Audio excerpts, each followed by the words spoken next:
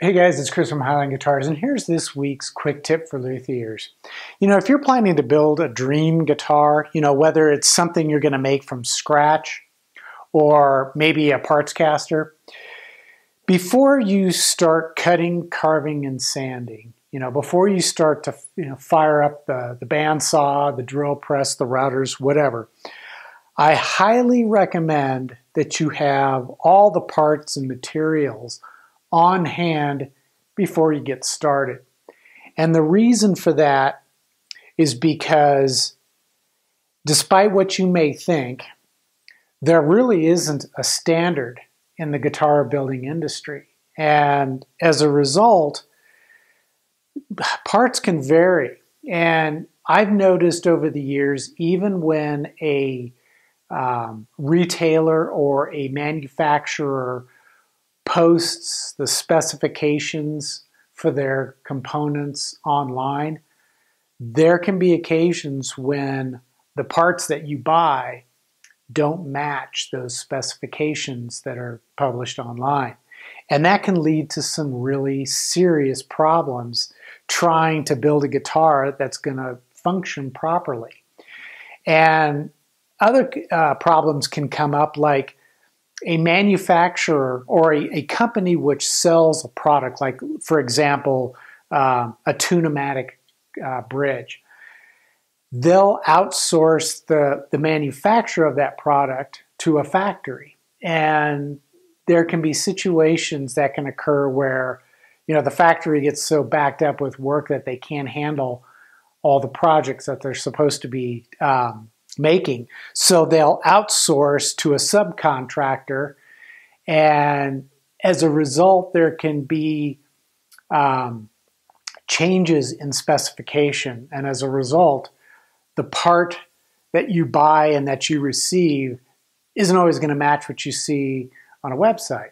So if you've planned out your build based on specifications that are published online, there is a possibility that the part you will get isn't going to match that. And I've had that happen numerous times. And I've had it happen to the point where I've had to contact the manufacturer and say, hey, listen, this part doesn't match what you've got on your website, and I base the design of my guitar on that. You need to make this right. And it can lead to a lot of hassles trying to get components that are going to fit into the design that I've created. And that just means delays. Another problem that can happen is oftentimes the products are, you would assume that a bridge is being, or a tuning machine or whatever, is being made in a, some high-tech manufacturing facility somewhere, when in reality, some of the places where these parts are being made would shock you.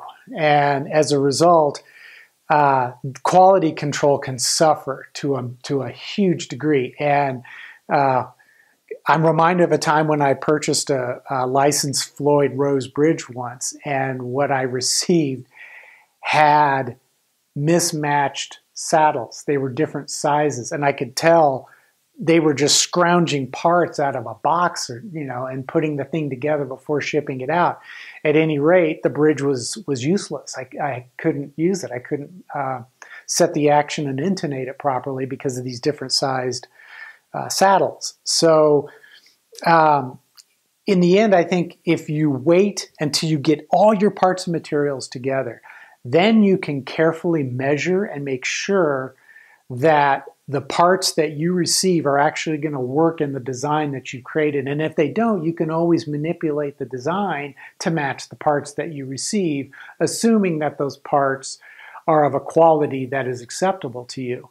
And always keep in the back of your mind that despite the best efforts of some of the companies out there that are making and selling these products, there can be issues that are beyond their control that can alter the end result and the quality of the parts and materials that you receive. So that's this week's tip. Make sure you have all the parts, all the materials, everything together before you step into the shop and start cutting wood. So until next week, take care, and we will see you soon.